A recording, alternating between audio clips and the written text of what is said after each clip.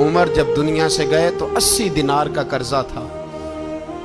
22 لاکھ مربع میل کا حکمران، اور اپنے بیٹے سے کہنے لگے بیٹے کوشش کرنا تیرے خاندان والے مل کے میرا قرضہ اتار دے، میری قبر پہ بوجھ نہ رہے، اور اگر خاندان والے مدد نہ کریں تو میرے دوستوں سے بات کرنا،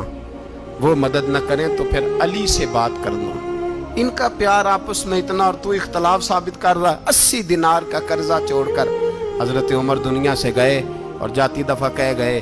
میرے بعد میرے بچوں کو حکومت کے مشورے میں بھی شامل نہ کرنا، حکومت کے مشورے میں بھی میری اولاد شامل نہ ہو۔ اتنا بڑا شخص اتنا بڑا رنگ دے کے یکم محرم کو جب عمر فاروق کا وصال ہوا تو بیٹے سے کہنے لگے اما عائشہ سے جا کے کہو میرا بھی نبی پاک کے روزے میں دفن ہونے کو دل کرتا ہے۔